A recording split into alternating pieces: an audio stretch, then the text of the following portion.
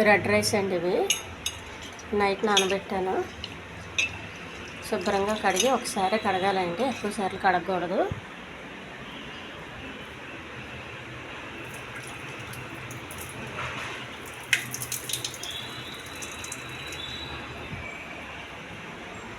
ఈ గ్లాస్తో 4 గ్లాసులు వాటర్ వేసుకోవాలండి.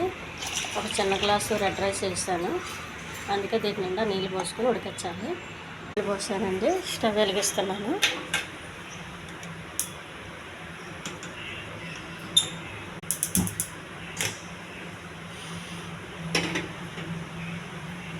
కొద్దిగా మంట ఐలో ఉండాలండి. సిమ్లో ఉంటే చాలా టైం పడుతుంది ఉడకడానికి. ఇది ఐలో ఉండి బాగా మరిగేంత వరకు ఐలోనే ఉంచాలి.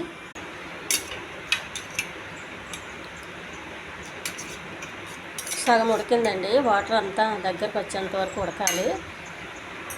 మనం ఎన్ని బియ్యం అయితే వేసామో అంత వాటర్ వేసుకోవాలండి. ఆ గ్లాస్తో కొంచెం ఎక్స్ట్రా వేసుకోవాలి, ఎందుకంటే రైస్ గట్టిగా ఉంటుంది, పొట్టు ఉంటుంది కాబట్టి అసలు ఉడకదండి. అందుకని కొంచెం బియ్యంకి తగ్గట్టు కాకుండా కొన్ని ఇంకా ఎక్కువైనా వేయాలి నీళ్ళు. అప్పుడు మనకు కొంచెం తొందరగా ఉడుకుతుంది.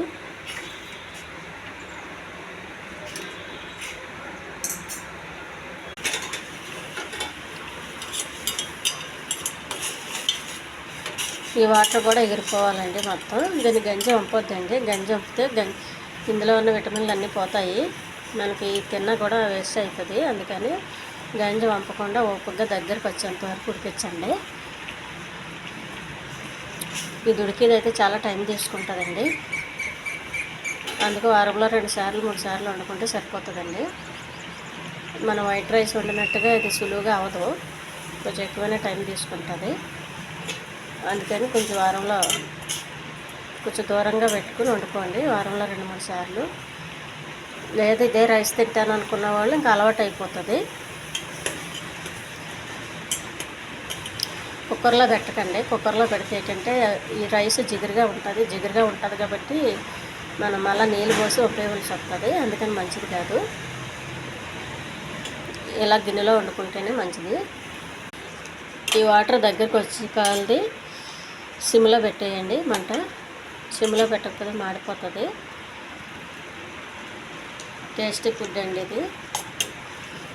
దీనిలో ఏ కూర వేసి తిన్నా బాగుంటుంది. ఈ ఛానల్ నచ్చితే సబ్స్క్రైబ్ చేయండి, షేర్ చేయండి, లైక్ చేయండి, కామెంట్ చేయండి.